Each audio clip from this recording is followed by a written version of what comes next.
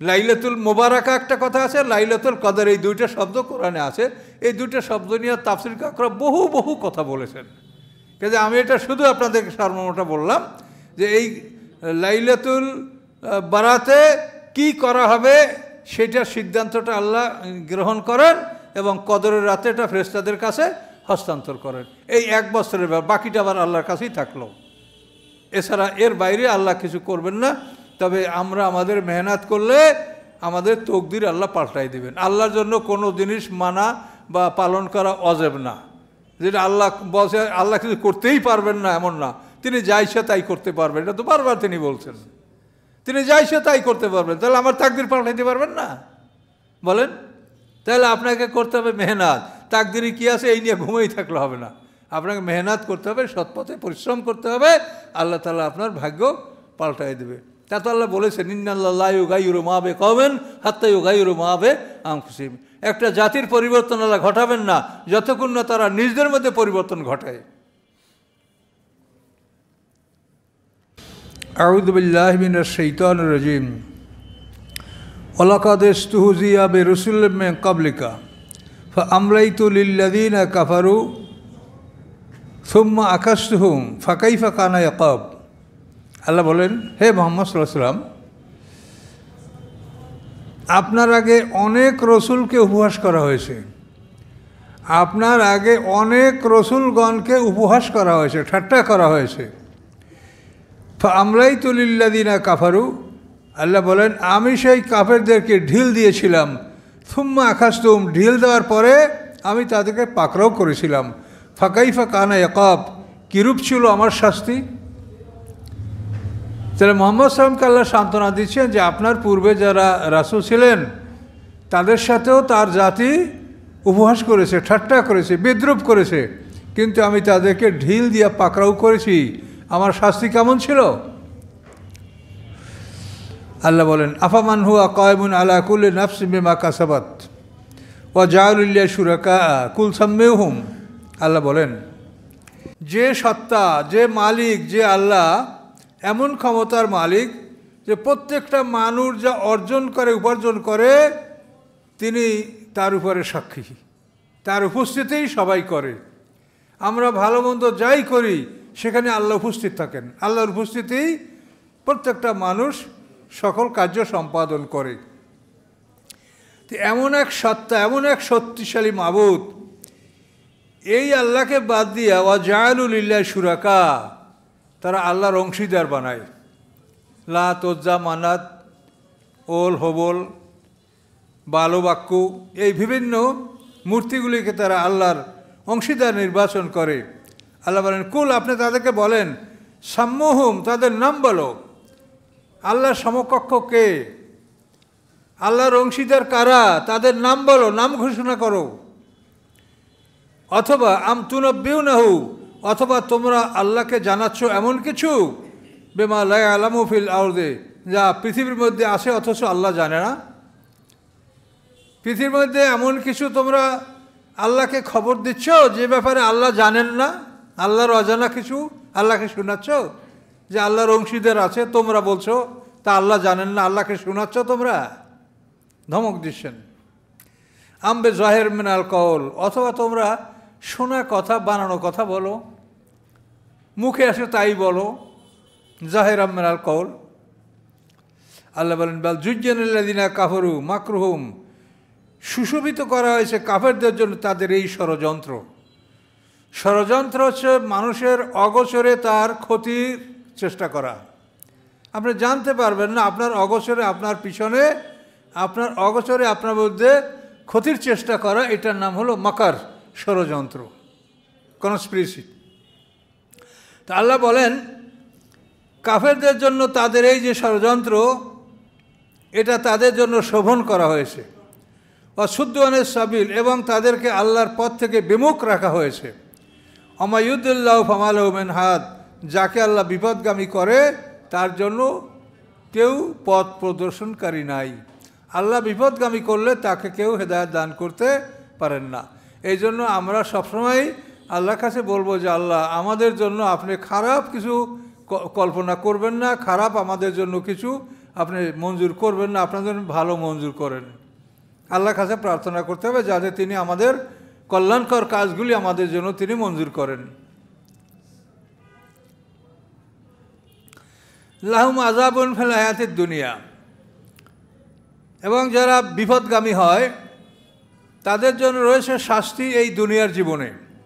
দুনিয়ার জীবনে তারা অপমান, অশান্তি, যুদ্ধ বিগ্রহের সম্মুখীন হওয়া, নিহত হওয়া, এগুলি শাস্তি তাদের দুনিয়াতে হবে। ওয়ালা আযাবুল আখিরাতে আশাক, আর পরকালের শাস্তি অধিক কঠিন, অধিক শক্ত। ওমা লাহুম মিনাল্লাহি মিন ওয়াক, এবং নাই তাদের জন্য আল্লাহর মোকাবেলায় কোনো রক্ষাকারী। আল্লাহর মোকাবেলায় কেউ তাদেরকে রক্ষা করবে এমন কেউ নাই। কাদের? যারা শিরক করছে তাদের কথা বলা হচ্ছে। মাসালুল জান্নাতিল্লাতী ওয়াইদাল মুত্তাকুন, দৃষ্টান্ত জান্নাতের যা মুত্তাকিনদের সাথে প্রতিশ্রুতি দেওয়া হয়েছে, সেই জান্নাতের দৃষ্টান্তটা কেমন?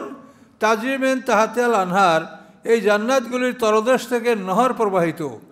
উকুলুহা দায়েম, এবং তার খাদ্যগুলি সর্বদা, সদা সর্বদা খাদ্যগুলি বিরাজমান। উকুল মানে খাদ্যসমূহ, দায়েম সর্বদা খাদ্যসমূহ সেখানে সরবরাহ হতে থাকবে। অজিল্লুহা, এবং ছায়াগুলিও চিরস্থায়ী। পৃথিবীর ছায়া এখন আছে আবার নাই হটে যায়, সেই ছায়াগুলি স্থায়ীভাবে সেখানে থাকবে। তিলকা উকবাল্লাযিনা আত্তাকু, এবং এগুলি, এই যে শুনলেন যে চিরস্থায়ী জান্নাত, তারপরে অবিরাম খাদ্য সরবরাহ এবং স্থায়ীভাবে ছায়া, আল্লাহ বলেন তিলকা, এগুলি উকবাল্লাযিনা আত্তাকাও, মুত্তাকিনদের পরিণাম। যারা মুত্তাকিন, যারা আল্লাহকে ভয় করে, এগুলি তাদের পরিণাম। আল্লাহকে ভয় করে প্রত্যেকটা কাজ আপনি করবেন, আপনার মনে সবসময় আল্লাহর ভয় থাকবে যে আমি যা করি আল্লাহ দেখছেন, আল্লাহ আমার সাথে আছেন। কিরামান কাতিবিন, ফেরেশতা আমার কাঁধের উপরে লিখছে। এই বিষয়গুলি কোরআনের, এগুলি বিশ্বাস করে সবসময় আল্লাহকে ভয় করে আমরা চলব। এর নাম হলো তাকওয়া। ওয়াল্লাযীনা আতাইনাহুমুল কিতাবা ইয়াফরাহুনা বিমা উনজিলা ইলাইকা ওমিনাল আযাব মা ইউনকিরু বা'দা। আল্লাহ বলেন, যাদেরকে আমি কিতাব দান করেছি, আহলে কিতাব ইতিপূর্বের, ইয়াফরাহুনা বিমা উনজিলা ইলাইক, আপনার প্রতি যে অবতীর্ণ হয় তার প্রতি তারা সন্তুষ্ট। মুহাম্মদ সাল্লাল্লাহু আলাইহি ওয়াসাল্লামের প্রতি যে আয়াত অবতীর্ণ হয়, পূর্ববর্তী আহলে কিতাবরা তার উপরে সন্তুষ্ট, কিন্তু সবাই না। ওমিনাল আযাব মা ইউনকিরু বা'দাহু, এবং এই দলগুলোর মধ্যে থেকে কতক আছে যারা এটা অপছন্দ করে। সবাই না, আহলে কিতাব থেকে সবাই মুহাম্মদ সাল্লাল্লাহু আলাইহি ওয়াসাল্লামকে সমর্থন করে নাই। সেই জন্য আল্লাহ বলছেন যে ওমিনাল আযাব মা ইউনকিরু বা'দাহু, আহলে কিতাবদের মধ্যে এমন কেউ আছে যারা এর কতক অস্বীকার করে। এখানে সারানো হচ্ছে কতক অস্বীকার করার অর্থ হলো, কোরআনে আল্লাহ এবং রহমান এই দুইটা নাম কোরআনে বারবার আসছে। আল্লাহ শব্দটা আছে কোরআনে 980 বার, আর রহমান শব্দটা আছে 974 বার। তো এখন যে আল্লাহ এখানে যে বলছেন ওমিনাল আযাব মা ইউনকিরু বা'দাহু, তাদের মধ্যে কতক আছে যে কোরআনের একাংশকে অস্বীকার করে, এর অর্থ হচ্ছে যে তারা রহমান নামটাকে অস্বীকার করে। কোরআনে আল্লাহর নাম আছে, এটা তারা স্বীকার করে, কিন্তু রহমান নামটা তারা অস্বীকার করে। যার প্রমাণ দেখেন, হুদায়বিয়ার সন্ধির সময় যখন সন্ধিটা হযরত আলী রাদিয়াল্লাহু তাআলা আনহু লিখলেন, তার উপরে ছিল বিসমিল্লাহির রহমানির রহিম। এরপরে ভিতরের যেটা বিষয়বস্তু লেখা হয়েছিল, কিন্তু এটা যখন আবু জাহেলের বড় ছেলে সোহেল ইবনে আমর হুদায়বিয়ার সন্ধির মুশরিকদের পক্ষে তিনি স্বাক্ষর করেছিলেন, আর এদিকে মুহাম্মদ সাল্লাল্লাহু আলাইহি ওয়াসাল্লাম, আবু জাহেলের বড় পুত্র সোহেল ইবনে আমর। তো এই কাগজটা তার কাছে দেওয়ার পরে সে বিসমিল্লাহির রহমানির রহিম দেখেই বলল যে আমরা এটা জানি না, আমরা আল্লাহর নামে কাজ শুরু করি, আমরা আল্লাহকে বিশ্বাস করি, আমরা বলি বিসমিকা আল্লাহুম্মা, কাজে ওই বিসমিকা আল্লাহুম্মা লিখতে হবে, রহমান রহিম এটা আমরা মানি না। তো এই কথাটা এই আয়াতে ইঙ্গিত করা হয়েছে যে দলের মধ্যে কতক আছে যারা কোরআনের একাংশকে অস্বীকার করে, রহমান এবং রহিম এটা কোরআনের বাক্য, কোরআনের আয়াত, কিন্তু এটাকে তারা অস্বীকার করে।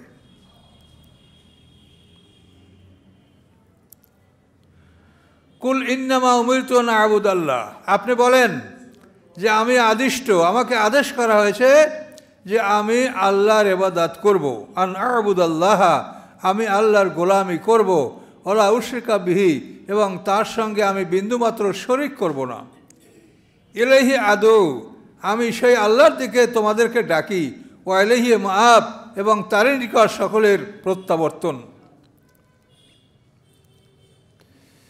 এই যে শিরক সম্পর্কে আল্লাহ সারা কোরআন শরীফে বারবার বারবার বলছেন। তো পৃথিবীর অধিকাংশ মানুষ ঈমান আনে, কিন্তু সাথে সাথে মুশরিক। সূরা ইউসুফে যে কথাটা আল্লাহ বলেছেন, আমা ইউমিনু আকসারুম বিল্লাহি ইল্লা ওয়াহুম মুশরিকুন, তাদের অধিকাংশ আল্লাহর প্রতি ঈমান আনে, কিন্তু সাথে সাথে তারা মুশরিকও বটে। তো আমরা নামাজি, আমরা রোজাদার, আমরা হজ করি, কিন্তু শিরক আমরা ছাড়তে পারছি না। এই শিরকের মধ্যে আমরা কম বেশি সবাই জড়িত আছি। কাজে এটা আল্লাহ কোরআনে বলেছেন, এবং এইটা কিছু শিরক এমন আছে তার থেকে আমরা কেউ আত্মরক্ষা করতে পারছি না। সেই শিরকগুলি হচ্ছে সূরা আনামের 121 নম্বর আয়াতে পাবেন।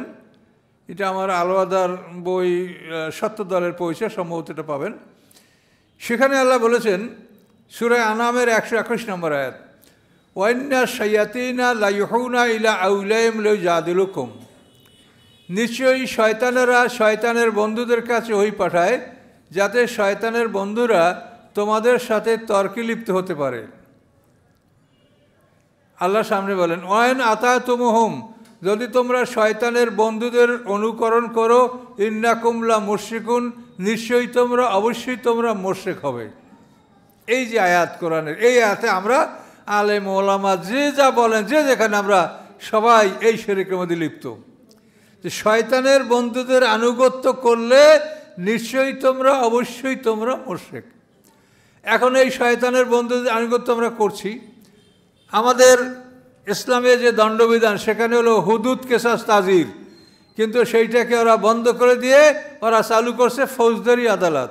এখন আমরা ফৌজদারি আদালত সবাই জানি, কম বেশি এ সম্বন্ধে কিছু বুঝি, জ্ঞান রাখি, কিন্তু হুদুদ, কেসাস, তাজির, যেটা সিরাতাল মুস্তাকিমের দণ্ডবিধান, এটা সম্বন্ধে শতকরা একটা লোকও আমরা জানি না। বলেন সত্য কিনা? এটা শিরক, যে আমরা শয়তান অনুকরণ করছি। আমরা শয়তান অনুকরণ করছি। আল্লাহ সুদকে করছে হারাম, আর এরা সুদকে করছে অর্থনীতির মূল ভিত্তি। ঠিক কিনা বলেন? এভাবে আপনি প্রত্যেক দেখেন হত্যার বিচার, সেখানে আল্লাহ কি বলেছে, 100 উট, মানে যদি রক্তের মূল্য কেউ নেয় নিহত ব্যক্তির অরিসা, তাহলে 100 গরু, 100 উট, 2000 বকরি। কিন্তু ওরা কি দিচ্ছে আপনাকে? ফৌজদারি মামলায় আপনি কি পাচ্ছেন? আপনার নিকটতম আত্মীয় নিহত হলো, আর আপনি যদি লক্ষ লক্ষ টাকা করে মামলা করতে পারেন, চালাতে পারেন, তাহলে আপনি একটা রায় পাবেন, হয়তো আসামিদের শাস্তি হবে, না হবে না। আর আল্লাহর বিচারে কি, যে তুমি হত্যা করেছো, এটা যদি নিহত ব্যক্তির অরিসায়ের রক্তের মূল্য চায়, তোমাকে 100 গরু, 100 উট, 2000 বকরি দিতে হবে। 100 গরুর মধ্যে 40টা গাভিন গরু, আর উটের মধ্যে 40টা গাভিন উট, বাকি 60টা 5 বছরের বয়স্ক উট দিতে হবে। তো এই যে আইন কানুন, আল্লাহর আইন, প্রত্যেকটা ক্ষেত্রে আমাদের অর্থনীতি হলো জাকাত, ওসর, গনিমাত, ফাই। জাকাত, ওসর, গনিমাত, ফাই, মালে ফাই, মানে বিনা যুদ্ধে যে সম্পদটা মুসলমানদের হস্তগত হয়, এটাকে বলে মালে ফাই। আর যুদ্ধের মাধ্যমে যেটা হয় সেটাকে বলে মালে গনিমাত। আর জাকাত, ওসরটা তো বুঝতে পারছেন, এটা হলো আমাদের অর্থনীতির ভিত্তি। আর এই ইহুদি খ্রিস্টানদের অর্থনীতির ভিত্তি হলো সুদ, ইনকাম ট্যাক্স, ভ্যাট, এগুলি। তাহলে আমরা তো সবাই এর মধ্যে জড়িত, এবং বিভিন্ন লোকে খালি আমাদের কাছে বিভিন্ন প্রশ্ন করে যাতে তাদের ব্যাংকের লেনদেনটা আমরা বৈধ বললে বলি। মানে আমরা বৈধ করে দিলে এটা পাস হয়ে যাবে, আমরা মনে হয় যেন আইনের মালিক। মন খারাপ করেন না, বহু লোকে এটাই আমাদেরকে বলতে চায় যে আমি এইভাবে যদি টাকা রাখি, এইভাবে যদি রাখি, এভাবে যদি করি। আপনি যেভাবে করেন ওভাবেই ওর মধ্যে সুদ। আর অথচ এইটা যত বড় পাপ আছে সেই বড় বড় পাপগুলির মধ্যে সর্বশ্রেষ্ঠ বড় পাপ হচ্ছে সুদের কারবার। এর চাইতে বড় পাপ আল্লাহর বিধানে নাই। তাহলে এখন এই শিরক থেকে আমরা কেউ মুক্তি পাচ্ছি না। এরপরে অন্য শিরক তো আছেই, পীরের দরবারে সেজদা করা, কবর পূজা করা, পীরের নামে মান্যত করা, পীরের নামে পশু জবাই করা, এ সমস্ত তো ছোট আছেই শিরক। আর এইটা হলো একটা কমন, যেটা থেকে আমরা কেউ বাঁচতে পারছি না। তো এই জন্য আমাদের এগুলি থেকে বাঁচার জন্য আমরা আল্লাহর কাছে কি কৈফিয়ত দিব, সেজন্য আমাদের কিছু কাজ করতে হবে, প্রমাণ রাখতে হবে, যাতে আমরা বলতে পারি যে আল্লাহ আমরা চেষ্টা করছি কিন্তু করতে পারি নাই। এরকম কিছু প্রমাণ পৃথিবীতে আপনাদের থাকতে হবে, আমাদের থাকতে হবে, আমাদের আমলনামায় থাকতে হবে। যদি না থাকে তাহলে আমরা কিভাবে আল্লাহর কাছে এটার জন্য মুক্তি চাবো বলেন? এই জন্য সংঘবদ্ধ হতে হবে। এই জন্য সারা পৃথিবীর মানুষ যে দুই দল, মোমেন এবং কাফের, এইটাকে বিশ্বাস করতে হবে এবং এইটার উপরে আপনার কাজ করতে হবে। সারা পৃথিবীর মানুষ দুই দল, মোমেন এবং কাফের। এখন আপনি দেখেন ইহুদি খ্রিস্টানরা তারা সারা পৃথিবীর ভিতরে যে কোনো জায়গায় তারা এই দুইটা দল একসঙ্গে কাজ করতেছে সারা পৃথিবীর বুকে। তারা মুসলমানদের এরকম দুইটা দল হতে হবে, মানে মুসলমান কাফের আর মোমেন এই দুইটা দল, মুসলমানরা সমগ্র মুসলমানরা একটা দলবদ্ধ হয়ে পৃথিবীতে তাদেরকে কাজ করতে হবে। কিন্তু আজকে রাজতন্ত্র পৃথিবীটাকে গ্রাস করে রেখেছে। মুসলমানদের সম্পদগুলি তারা কয়েকটা ক্ষুদ্র ক্ষুদ্র রাষ্ট্র ভাগ করে তারা এটা ভোগ করছে, অথচ এই সম্পদ সারা বিশ্বের মুসলমানদের, এটা আল্লাহর দেওয়ার সম্পদ। আজকে সারা পৃথিবীতে বহু মুসলমান, বহু নারী, পুরুষ, শিশু নির্যাতিত হচ্ছে। আপনারা দেখতে পাচ্ছেন খবরে যে কত দুর্যোগ, কত কষ্ট তাদের জীবনের পরে বয়ে যাচ্ছে। কিন্তু সেখানে আমরা কি করছি? আমরা সোনার প্যান নির্মাণ করে তাতে পায়খানা করছি, খুব গৌরব আমাদের, তাই না? সামনে যান তখন কি পাবেন তাই দেখবেন। যাদের কাছে সম্পদ আছে, এটা গরিবের আমানত, তার মধ্যে এক অংশ আছে। যারা সম্পদের মালিক, তাদের সম্পদের মধ্যে গরিবের একটা অংশ আছে নির্ধারিত, সেটা আপনার না। সেই অংশটা আপনি সঠিকভাবে তাদেরকে পৌঁছিয়ে দেন। না দিলে সামনে যান, দেখেন আল্লাহ কি অবস্থা রেখেছেন আপনাদের আমাদের জন্য। কাজে এই জন্য এই বিষয়গুলি বারবার আল্লাহ তাআলা এই শিরক সম্পর্কে বলছে। তো এই শিরকগুলির মধ্যে আমরা কিন্তু লিপ্ত হয়ে আছি। সিরাতাল মুস্তাকিম রাস্তাকে ভেঙে ভেঙে ওরা বাইপাস করে দিয়েছে। আমরা সেই বাইপাসে আনন্দের সহিত হারছি, আর লেবাস পোশাকে আমরা মুসলমান, আর এইটা দেখেই সবাই নির্ণয় করে ওর বাপরে বাপ হুজুরে অমুক, বাস। কেউ নবীর বংশধর, কেউ আলীর বংশধর, কেউ অমুক সমুক, এগুলি দ্বারা আমরা আমাদের ধর্ম ব্যবসা চালাচ্ছি। কার বংশ কেটে এর দ্বারা কী হবে? আপনাকে এই বংশের কোনো মূল্য আছে? আল্লাহ কোনো বংশের মর্যাদা দিয়েছে? হ্যাঁ, এটা তো কোরআন পাকে আল্লাহ পরিষ্কার বলে দিয়েছে যে তোমরা সব আদম সন্তান। হযরত বেলাল রাদিয়াল্লাহু তাআলা আনহু মক্কা বিজয়ের পরে যখন কাবাঘরের ছাদে আজান দিচ্ছিল, তখন আরবের লোকেরা কি বলছিল জানেন না? ইতিহাস পড়েন নাই, শোনেন নাই? হ্যাঁ, ওরা বলে জাহেরে আয়, মুহাম্মদ সাল্লাল্লাহু আলাইহি ওয়াসাল্লামের কাছে আর কোনো লোক নাই, একটা কাক উঠেই দিয়েছে কাবাঘরে। হ্যাঁ, তখন আল্লাহ তাআলা আয়াত নাযিল করলেন। আয়াতের মধ্যে ভুল থাকতে পারবেন, দেখে নিন। ইয়া আইয়ুহান নাস ইন্না খালাকনাকুম মিন যাকারিন ওয়া উনসা ওয়া জাআলনাকুম শুউবান ওয়া কাবাইলা লিতাআরাফু ইন্না আকরামাকুম ইনদাল্লাহি আতকাকুম। আল্লাহ বলে দেন, হে মানব সকল, আমি তোমাদেরকে একটা নারী একটা পুরুষ থেকে সৃষ্টি করেছি এবং তোমাদেরকে আমি বিভিন্ন বংশে গোত্রে বিভক্ত করেছি তোমাদের পরিচয় সুবিধার জন্য। বংশটা গৌরবের জন্য না, পরিচয় সুবিধা। মানে এক গ্রামে যদি 5 জন আব্দুর রহমান থাকে, একজন আব্দুর রহমান বিশ্বাস, একজন আব্দুর রহমান হাওলাদার, একজন আব্দুর রহমান তালুকদার, একজন আব্দুর রহমান জামাতদার, তাহলে আপনি বুঝতে পারবেন যে কোন আব্দুর রহমানকে আপনি চাচ্ছেন। কিন্তু এইগুলো যদি বংশে বিভক্ত না হইতো, আর সব যদি এক দলভুক্ত দেন, 5 জন আব্দুর রহমানের কাছে না যাওয়া পর্যন্ত আপনি কোন আব্দুর রহমানকে চাচ্ছেন এটা আপনি চিনতে পারতেন না। এই কথাটাই আল্লাহ বলছেন যে জাআলনাকুম শুউবান ওয়া কাবাইলা লিতাআরাফু, যে আমি তোমাদেরকে বিভিন্ন গোত্রে সম্প্রদায়ে ভাগ করেছি তোমাদের পরিচয় সুবিধার জন্য। এটা সম্মানের কোনো বস্তু না। তুমি ওই বংশের লোক, এই জন্য তুমি সম্মানের মালিক না। সম্মানের মালিক হলো ওই ব্যক্তি যে আল্লাহকে বেশি ভয় করে। সম্মানের মাপকাঠি হলো তাকওয়া, আল্লাহর প্রতি ভয়। এগুলো বুঝতে হবে।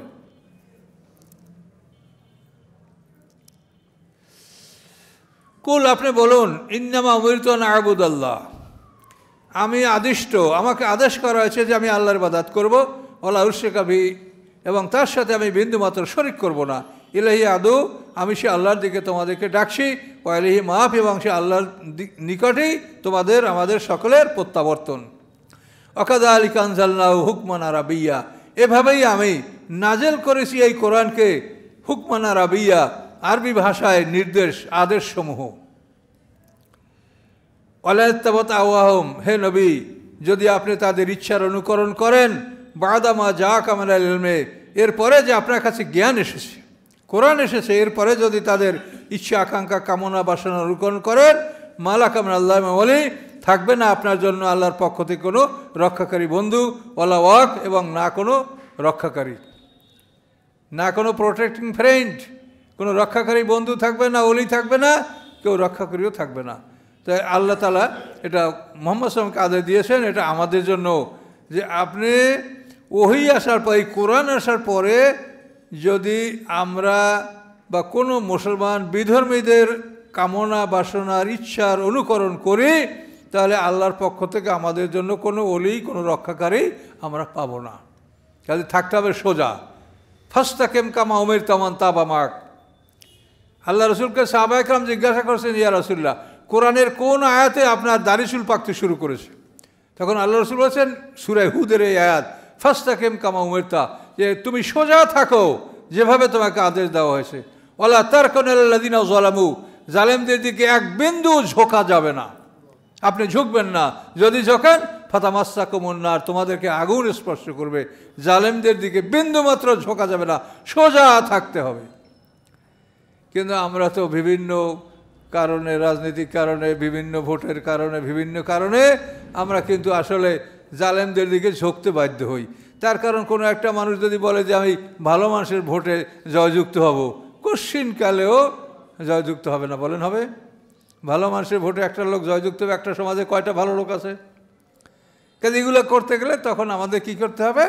জালেমদের দিকে কিছু না কিছু ঝুঁকতে হবে, তা নাহলে আমরা গন্তব্যস্থলে আমরা মানে গোলে আমরা উপনীত হতে পারবো না। এই জন্যই এইসব ব্যাপারটা, এই যে গণতন্ত্র, এটা যে ইসলাম সমর্থন করে না, এটার কারণ এইসবগুলি কারণ। যদি এটা সমর্থন করেন তা আপনি দেখবেন কিছু না কিছু আপনি গণ্ডির বাইরে চলে যেতে বাধ্য থাকবেন, তা নাহলে আপনি জয়যুক্ত হতে পারবেন না। এটা বড় কঠিন ব্যাপার। এই জন্য আল্লাহ কাউকে বলে না যে তুমি এইটা করিয়া আমার কাছে আসো। আল্লাহ বলছেন তুমি প্রচার করিয়া আমার কাছে আসো, তুমি সাধ্য অনুযায়ী তোমার কাজ করো। কিন্তু আল্লাহ বলে না যে তুমি পাশ করিয়ে আসো আমার কাছে, এটা বলে নাই আল্লাহ। কাজে আপনি আমি কেন অতিরিক্ত করতে যাব? এখানে তো আপনার নিজেকে প্রশ্ন করতে হবে যে আমি জালেমদেরকে ঝুঁকতে যাব কেন? আল্লাহ তো এটা আমাকে বলে নাই যে এটা না করিয়া তুমি আমার কাছে আসবেন, এটা করবা, করিয়ে আসবে, এটা তো আল্লাহ বলেন নাই। আল্লাহ বলছেন যে আমার কোরআনকে তুমি সঠিকভাবে পৌঁছিয়ে দাও মানুষের কাছে, বাস। দিন প্রতিষ্ঠা করার জন্য তুমি যথাসাধ্য ইসলামের বিধানের মধ্যে থেকে তুমি প্রচেষ্টা চালিয়ে যাও, কিন্তু তুমি যেন জালেমদের দিকে বিন্দুমাত্র না ঝোঁকো। ওয়ালা তারকানু ইলাল্লাযিনা যালামু, হ্যাঁ, তোমরা জালেমদের দিকে বিন্দুমাত্র ঝুঁকবে না, যদি ঝোঁকো ফাতামাসসাকুমুন নার, তোমাদেরকে আগুন স্পর্শ করবে। ওমা লাকুম মিন নাসিরিন, তোমাদের জন্য কোনো সাহায্যকারী থাকবে না। ফাস্তাকিম কামা উমিরতা, এইসব আয়াত আল্লাহ রসুল এই আয়াতে মানে অস্থির হয়ে গেছেন, এর ভয়তে তার দাড়ি চুল পাকতে শুরু করেছে।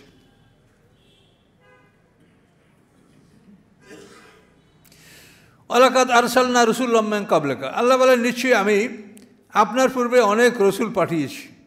রাসূল হলো এক বছর, আর রসুল হলো বহু বছর। তাই রসুলান, নিশ্চয়ই আমি পাঠিয়েছি অনেক রসুল আপনার আগে। ওয়া জাআলনা লাহুম আজওয়াজা, এবং ছিল তাদের স্ত্রীগণ, যুররি এবং সন্তান। ওমা কানা রাসূলুন আইয়াতিয়া বিআয়াত, সম্ভব নয় কোনো রসুলের পক্ষে যে নিয়ে আসবেন তিনি কোনো নিদর্শন, ইল্লা বিইজনিল্লাহ, আল্লাহর অনুমতি ছাড়া। এখন দেখেন এখানে আল্লাহ কি বলছেন, আপনার আগে আমি অনেক রসুল পাঠিয়েছি এবং তাদের সকলেরই স্ত্রী ছিল, সন্তান ছিল। এখন একদল আছে বিবাহ করে না, তারপর বিবাহ, রসুলদের বিবাহ সম্পর্কে তারা সমালোচনা করে, রাসূলের এত বিয়া কেন, হ্যাঁ, এগুলি নিয়ে তারা সমালোচনা করে। অথচ পৃথিবীর ইতিহাসে আপনি দেখেন, মানে পৃথিবীর ইতিহাসে সকল জ্ঞানীদেরই বহু বিবাহ। আপনি কবি বলেন, সাহিত্যিক বলেন, লেখক বলেন, তারপরে রাজনীতিবিদ বলেন, যারাই পৃথিবীতে জ্ঞানী তাদেরই সবারই বহুবিবাহ, ইল্লা মাশাআল্লাহ কারো বহুবিবাহ না থাকে, ম্যাক্সিমাম আপনি দেখবেন বহুবিবাহ আছে। এই স্যার সলিমুল্লাহ বাহাদুরের ইতিহাস পড়ে দেখেন যে তার কত বিবাহ। এবং সেই তো এই যে মুসলিম লীগ, হ্যাঁ, 1906 সালে তার নেতৃত্বেই তো এই মুসলিম জাতি ব্রিটিশের বিরুদ্ধে আন্দোলন করে যে দেশ স্বাধীন হলো, কায়দা টু নেশন থিওরি। তো এই এদের দেখেন, এটা আমি একটা দৃষ্টান্ত বলছি যে এগুলি নিয়ে আপনারা ব্যক্তিগতভাবে আল্লাহ রসুলের সমালোচনা করে অনেক লোক মোরতাদ পর্যন্ত হয়ে গেছে। আল্লাহ রসুল এত বিয়ে কেন, তো কল্পবয়সী মেয়ে আয়েশার দিকে বিয়ে করছেন কেন, এগুলি যেন মানে তার সহ্য হচ্ছে না। কাজে এগুলো হলো একটা মানুষের মানে মানে মনের প্রতিহিংসা, এছাড়া আর কিছু না। এটা মনের প্রতিহিংসা। কাউকে আল্লাহ যদি নিয়ামত দান করে সেটা তার বরদাস্ত হয় না। কথা বলতে পারছেন? মোহাম্মদ সাল্লাল্লাহু আলাইহি ওয়াসাল্লাম যে কষ্ট করছে পৃথিবীতে, কে করছে তার সমপরিমাণ কষ্ট? যে 8.5 বছরে 85টা যুদ্ধ করেছেন জীবনে, যার জীবনে এত কষ্ট ছিল, তাকে যদি আল্লাহ কোনো নিয়ামত দান করেন তো সেটার জন্য আপনার প্রতিহিংসা? আপনি কি করেছেন? কাজেগুলা চিন্তা করতে হবে। এই জন্য আল্লাহ বলেন সমস্ত নবীর এই আজওয়াজা, এটা বহু বচন, তাদেরকে স্ত্রীগণ দেওয়া হয়েছিল, জুরি এবং সন্তানও ছিল। কাজে নবী রসুলরা মানুষ, তাদের স্ত্রী ছিল, সন্তান ছিল, তারা নূরের তৈরি না, তারা ফেরেশতা না, তারা মানুষ। কিন্তু ব্যবধান হলে আমরা সাধারণ মানুষ এবং তারা রাসূল। ওমা কান রাসূল আইয়াতি বিআয়াতিন ইল্লা বিইذনিল্লাহ, কোনো রাসূলের পক্ষে সম্ভব নয় যে সে কোনো মুজিজা নিয়ে আসবে, নিদর্শন নিয়ে আসবে আল্লাহর অনুমতি ছাড়া। মুজিজায় কোনো হেদায়েত আসে না। আর মুজিজাতে আপনি চান, এই কোরআন হচ্ছে পৃথিবীর সর্বশ্রেষ্ঠ মুজিজা। এই কোরআনের সমকক্ষ কোনো মুজিজা নাই। দেখেন অন্যান্য নবী রসুলদের মুজিজা এখন কি আছে?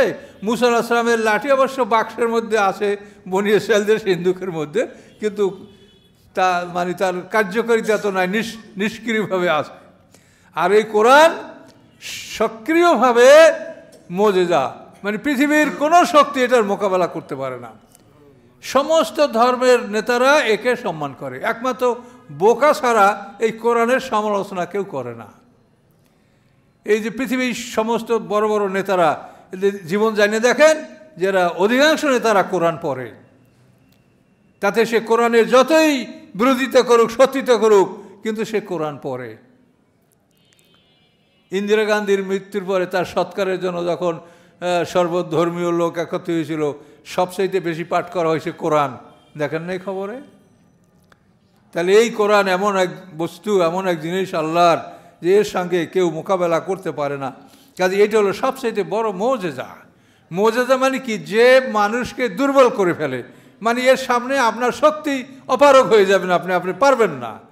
এই জন্য বিশ্বের সমস্ত জ্ঞানী, কবি, সাহিত্যিক, পণ্ডিত সবাই চেষ্টা করে দেখছে, কাউসারের মতো একটা সূরা রচনা করতে তারা পারে নাই। এবং আল্লাহ চ্যালেঞ্জ করেছে, বলো ফাতু বিসূরাতিন মিন মিসলি, ছোট্ট একটা সূরা কাউসার, তার মতো একটা সূরা নিয়ে আসো। ওয়াদউ শুহাদাকুম মিন দুনিল্লাহ, এবং আল্লাহ ছাড়া তোমাদের যত ক্ষমতা, যত শক্তি আছে সবাইকে ডাকো। পারো নাই, ফাইল্লাম তাফালু ওয়ালান তাফালু, তোমরা এখন পারো নাই, ভবিষ্যতেও পারবে না। দুটোই বলে দিচ্ছেন, ফাইল্লাম তাফালু তোমরা এখন পারো নাই, ফাইল্লাম ওয়ালান তাফালু, একটা হলো লাম তাফালু পারো নাই, আর লান তাফালু মানে ভবিষ্যতেও পারবে না। যখন পারবে না তখন ফাত্তাকুন নার আল্লাতী ওয়াকুদুহা আন-নাস ওয়াল হিজারা, তোমরা ওই আগুনকে ভয় করো যে আগুনের জ্বালানি হবে মানুষ এবং পাথর। মানুষ এবং পাথর দ্বারা জাহান্নামকে জ্বালানো হবে, উত্তপ্ত করা হবে। লিকুল্লে আজালেন কিতাব, প্রত্যেক কালের জন্য একটা কিতাব আছে। কালের জন্য মানে এই কোরআন, মুহাম্মদ সাল্লাল্লাহু আলাইহি ওয়াসাল্লাম থেকে কিয়ামত পর্যন্ত কাল, এই কালের জন্য এই কোরআন। এই কোরআনের আগে ইনজিল তার একটা পিরিয়ড ছিল, 570 বছর পর্যন্ত এই ইনজিলের কাল। এই কালের মধ্যে যারা ছিল, যে কেতাবের কালের মধ্যে যারা, তাদেরকে ওই কেতাব দ্বারা হিসাব নিকাশ বিচার করা হবে। কোরআন নাযিল হওয়ার পরে কিয়ামত পর্যন্ত যত মানুষ দুনিয়াতে আছে, সে নিজেকে যাই মনে করুক, তার প্রশ্নপত্র আল কোরআন, এবং তার কোরআন, তার মানে ধর্মগ্রন্থ আল কোরআন। তার সব কিছু আল কোরআন, কাজেই তার জীবনের এবং মরণের এবং হিসাব নিকাশ সব কিছু কোরআন দ্বারা হবে। আচ্ছা, কোরআনের আগে ইনজিল কেতাব ছিল, ওই কেতাবের সময়ের মধ্যে যাদের জন্ম মৃত্যু হয়েছে তাদের হিসাব কিতাব ইনজিল কেতাব দ্বারা। ইনজিলের আগে জবুর কেতাব গেছে, এই জবুর কেতাবের সময়কালের মধ্যে যাদের জন্ম মৃত্যু হয়েছে তাদের হিসাব নিকাশ ওই জবুর কেতাব দ্বারা হবে। তাওরাত কেতাবের আগে গেছে, তাওরাত কেতাবে যে সময়কাল ছিল মুসা আলাইহিস সালাম থেকে দাউদ আলাইহিস সালামের পূর্বক্ষণ পর্যন্ত, তো ওই সময় যাদের জন্ম মৃত্যু হয়েছে তাদের সবাই হিসাব নিকাশ হবে তাওরাত কেতাব দ্বারা। এইটা হলো প্রত্যেকটা কেতাবের একটা কাল। আদম আলাইহিস সালামের সময় তার উপরে সহিফা নাজিল হয়েছিল, ইব্রাহিম আলাইহিস সালামের উপরে সহিফা নাজিল হয়েছে, এভাবে বিভিন্ন নবীদের উপরে যে কেতাব নাজিল হয়েছে ওই প্রত্যেকটা কেতাবের একটা কাল আছে। ওই কেতাব অনুযায়ী সবাই হিসাব নিকাশ হবে। এই কেতাব ছাড়া আপনারা যত কেতাব পড়েন, সহিহ উসুল পড়েন বা অন্য অন্য কেতাব পড়েন বা বিভিন্ন বেদে মারেফাত পড়েন, যাই আপনাকে দলীয় কেতাব পড়েন, এগুলি বিচারের টেবিলে এগুলি কোনো পাত্তা থাকবে না। কোরআন কি বলছে সেটা তুমি বলো। এই কোরআন দ্বারা তোমাকে প্রশ্ন করা হবে, কোরআনে তোমাকে কি আদেশ দেওয়া হয়েছিল, কোরআনে তোমাকে কি নিষেধ করা হয়েছিল, সেগুলির তুমি হিসাব দাও।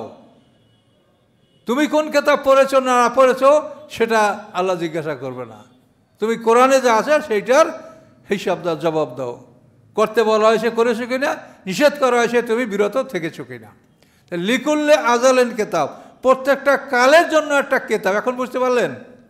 এখন যদি আপনি কোরআনের পিরিয়ডে আসেন, এখন যদি আপনি উত্তর দেন, খাতাপত্র ফিল আপ করেন ইনজিল কেতাব দ্বারা, তাহলে আপনি নাম্বার পাবেন, 1 নম্বরও পাবেন। তাহলে এই জন্য বিভিন্ন ধর্মের যারা মতলম্বী পৃথিবীতে এখন আসে, তারা নিজেদেরকে ইহুদি খ্রিস্টান এবং অন্য অন্য জাতি বলে পরিচয় দেয়, কিন্তু এই পরিচয় তাদের কোনো কাজে আসবে। সময়কাল এর মধ্যে যারাই আছেন, যেই আছেন, এই কোরআন দ্বারা তার হিসাব নিকাশ, এই কোরআন দ্বারা তাকে জিজ্ঞাসা করা হবে যে এই কোরআন থেকে তুমি কি পড়েছো, কি শুনেছো, কি মানোছো, কি মানো নাই। এটা প্রত্যেকটা কেতাবের এই ব্যাপার। আপনি যে কেতাবের সময়কালের মানুষ, আপনি যদি সেই কেতাবের কথা না মেনে তার আগের বা পরের কেতাব মানেন, আগেরটা মানতে পারেন, পরেরটা তো আর ওরা মানতে পারবে না। এইভাবে যদি আপনি করেন তাহলে এগুলি সব বরবাদ। এইটা কোরআন পাকে আল্লাহ এভাবে বলছেন, হাল নুনাব্বিকুম বিল-আখসারিনা আমালা। আল্লাহ বলেন কাজের ক্ষেত্রে সবচাইতে ক্ষতিগ্রস্ত কারা, আমি কি তোমাদেরকে বলে দেব? হাল নুনাব্বিকুম বিল-আখসারিনা আমালা, কাজের ক্ষেত্রে সবচাইতে ক্ষতিগ্রস্ত কারা, আমি কি তাদের খবর বলে দেব? আল্লাহ প্রশ্ন করেন, নিজে উত্তর দেন, আল্লাযীনা দাল্লা সাইয়ুহুম ফিল হায়াতিদ দুনিয়া, দুনিয়ার জীবনে তাদের সমস্ত মেহনত হারিয়ে গেল। খুব দাঁড়িয়ে রাইখা, মোষ রাইখা, সাধনা কইরা, মানে গোস্ত মাংস ত্যাগ করিয়া, সবজি খাইয়া, নিরামিষ খাইয়া, হ্যাঁ, কেউ সিমটি দিয়া, কেউ গলায় বড় মালা দিয়া, কেউ সালার শট পরিয়া, কত ইবাদত আপনারা করলেন। তা আল্লাহ বলেন দাল্লা সাইয়ুহুম ফিল হায়াতিদ দুনিয়া, দুনিয়ার জীবনে তাদের সমস্ত মেহনত হারিয়ে যাবে। কিন্তু এই লোকগুলো মনে করে কি, ওই হাসাবুনা, তারা ধারণা করে আন্নাহুম ইউহসিনুনা সুনআ, নিশ্চয়ই তারা খুব ভালো কাজ করে যাচ্ছে। হ্যাঁ, আমি নিরামিষ ভুজি, আমি সালার চট পরি, আমি বিয়া করি নাই, আমি মোষ রাখছি, আমি দাড়ি রাখছি, আমি এই সাধনা করছি, আমি গির্জায় অবিবাহিত অবস্থায়। এই খ্রিস্টানদের গির্জার মধ্যে এরকম অনেক যারা আছে ধর্মযাজক, তারা বিয়া করে না, কিন্তু চরিত্রের ভাবে পরীক্ষা করে দেখবেন চরিত্রে ত্রুটি আছে। যাই হোক, এটা আমরা বলতে চাই না। মানে কোরআন যেটা বলেছেন সেটা হলো এই যে তারা ধারণা করে ওয়াহুম ইয়াহসাবুনা আন্নাহুম ইউহসিনুনা সুনআ, তারা ধারণা করে যে তারা খুব ভালো ভালো কাজ করছে। কাজে এই জন্য কোরআনের যে পিরিয়ড, এই পিরিয়ডে যারা আপনারা আছেন, কেউ যদি কোরআন বাদ দিয়া অন্য কোনো বাইবেল, গোস্পেল, অন্য কোনো এপিসোড, অন্য কোনো ধর্মগ্রন্থ আপনি যদি অনুসরণ করেন, আপনার সমস্ত মেহনত বরবাদ, দেখবেন যে কিছুই নেই আপনার আমলনামায়। কাজে এরকম ক্ষতিগ্রস্ত যাতে আমরা না হই, এটা আল্লাহ কিন্তু আমাদেরকে সতর্ক করেছেন যে দুনিয়ার সমস্ত মেহনত তাদের বিফলে যাবে। কাজে এই জন্য কোরআনের পিরিয়ডের মধ্যে যারা, এই সীমানার মধ্যে যারা, যাদের জন্ম মৃত্যু, তারা এই কোরআন থেকেই তাদেরকে প্রশ্ন করা হবে এবং কোরআন অনুযায়ী তাদেরকে আমল করতে হবে। করা না করা দুটোই কোরআন থেকেই করতে হবে, আদেশ নিষেধ দুটোই কোরআন থেকে মানতে হবে।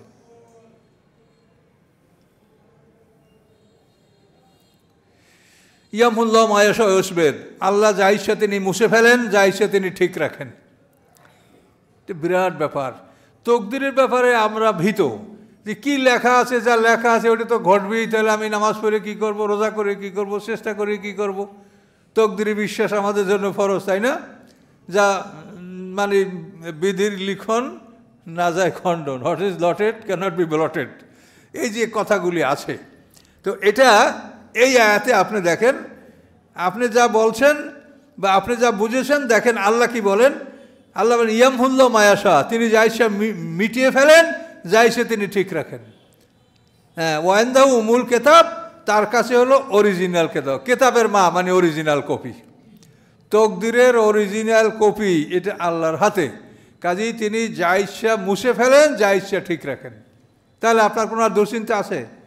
তাহলে আপনি যদি সাধনা করেন, চেষ্টা করেন, আপনাকে যেভাবে মেহনত করতে বলেছে সেভাবে যদি মেহনত করেন, তো ইচ্ছা করলে আপনার তকদিরটা আল্লাহ তাআলা খারাপটা মুছে দিয়ে ভালোটা আপনার জন্য করে চিরস্থায়ী করে দিতে পারেন। পরিষ্কার কোরআনে বলে। কাজে তাকদির নিয়ে আপনারা কোনো দুশ্চিন্তা পোহাবেন না যে লেখা আছে কাজে আমি নামাজ পড়িয়ে কী করবো। যদি লেখাই থাকে আর পরিবর্তন না হয় তাহলে আসলেই তো তাই, তাহলে যা আছে তো হবে, তো হবেই, তা আমার আর করিয়ে কী লাভ। কিন্তু তা না, আল্লাহ বলছেন মেহনত করো, আল্লাযীনা জাহাদু ফিনা লানাহদিয়ান্নাহুম সুবুলানা, যে আমার রাস্তায় যারা পরিশ্রম করবে আমি আল্লাহ তাদেরকে আমার পথ প্রদর্শন করব, সরল পথ আমি তাদেরকে দেখাবো। এই মেহনতের উপরে, চেষ্টার উপরে আল্লাহ পথ দেখাবেন। কাজে আপনাকে সরল পথ খুঁজতে হবে, খুঁজে বের করতে হবে সরল পথ কোনটা। তাহলে এখন আপনার এইটা বিরাট ব্যাপার। ইয়ামহুল্লাহ মায়াশা ইসবেদ, ইয়ামহু মানে টু ইরেজ, মুছে ফেলেন আল্লাহ তাআলা, তিনি যা ইচ্ছা করেন। ও ইসবেদ, যা ইচ্ছা তিনি স্থির রাখেন। ওয়াইন্দা উমুল কেতাব, তার কাছে কেতাবের মা মানে অরিজিনাল কপি আল্লাহর কাছে। তকদিরের কপি আল্লাহ কারো কাছে হস্তান্তর করেন না, ওটা আল্লাহর কাছে থাকে। শুধু কদরের রাত্রে সামনের 1 বছরের তকদির ফেরেশতাদেরকে জানানো হয় এবং তাদেরকে হস্তান্তর করা হয়, ডিউটি বুঝিয়ে দেওয়া হয় কদরের রাত্রে। ফিহা ইউফরাকু কুল্লু আমরিন হাকিম, কোরআনে আছে যে ওই রাত্রে হাকিমের সমস্ত কর্মবন্টন করা হয়। এই কর্মবন্টন হলো সারা জীবনের না, আপনার 1 বছরের, এই 1 বছরেরটা ফেরেশতাদেরকে হস্তান্তর করা হয়। এবং তাফসিরে বলা হয়েছে যে এইটা সিদ্ধান্ত হয় লাইলাতুল বারাতে, এবং এইটা কার্যকরী এবং এইটা বন্টন ফেরেশতাদেরকে হস্তান্তর করা হয় কদরের রাত্রে। তো এই বারাত আমাদের এখন গেল, সামনে কদর। এই বারাতে এটা আল্লাহ তাআলা চূড়ান্ত করেছেন, কিন্তু এটা কদরের রাত্রে হস্তান্তর করবেন। ফিহা ইউফরাকু কুল্লু আমরিন হাকিম। অনেক কথা আছে, কিন্তু আমি সার কথাটা তাফসির কারকদের এটা আমি বললাম। লাইলাতুল মুবারাকা একটা কথা আছে, লাইলাতুল কদর, এই দুইটা শব্দ কোরআনে আছে। এই দুইটা শব্দ নিয়ে তাফসির কারকরা বহু কথা বলেছেন। কিন্তু আমি এটা শুধু আপনাদেরকে সারমর্মটা বললাম যে এই লাইলাতুল বারাতে কি করা হবে সেটার সিদ্ধান্তটা আল্লাহ গ্রহণ করেন এবং কদরের রাতে এটা ফেরেশতাদের কাছে হস্তান্তর করেন। এই 1 বছরের ব্যাপার, বাকিটা আবার আল্লাহর কাছেই থাকলো। এছাড়া এর বাইরে আল্লাহ কিছু করবেন না। তবে আমরা আমাদের মেহনত করলে আমাদের তকদির আল্লাহ পাল্টাই দেবেন। আল্লাহর জন্য কোনো জিনিস মানা বা পালন করা অজেব না। যেটা আল্লাহ বলছে আল্লাহ কিছু করতেই পারবেন না এমন না, তিনি যা ইচ্ছা তাই করতে পারবেন, এটা তো বারবার তিনি বলছেন। তিনি যা ইচ্ছা তাই করতে পারবেন, তাহলে আমার তাকদির পাল্টাইতে পারবেন না বলেন? তাহলে আপনাকে করতে হবে মেহনত। তাকদিরে কি আছে এই নিয়ে ঘুমেই থাকলে হবে না, আপনাকে মেহনত করতে হবে, সৎপথে পরিশ্রম করতে হবে, আল্লাহ তাআলা আপনার ভাগ্য পাল্টাই দেবে। তা তো আল্লাহ বলেছেন ইন্নাল্লাহা লা ইউগাইয়িরু মা বিকওমিন হাত্তা ইউগাইয়িরু মা বিআনফুসিহিম। একটা জাতির পরিবর্তন আল্লাহ ঘটাবেন না যতক্ষণ না তারা নিজেদের মধ্যে পরিবর্তন ঘটায়।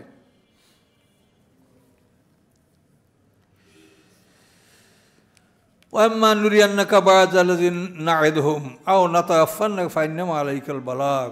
খুব ভয়ঙ্কর কথা। আল্লাহ বলেন যদি আপনাকে আমি দেখাতাম একাংশ উহার যা আমি তাদেরকে প্রতিশ্রুতি দিয়েছি, যে শাস্তির প্রতিশ্রুতি দিয়েছি তার একাংশ যদি আপনাকে দেখাতাম, আও নাতাওয়াফায়ান্নাকা, অথবা যদি আপনার মৃত্যু ঘটাতাম, তাহলে তো আপনি দেখতে পারতেন।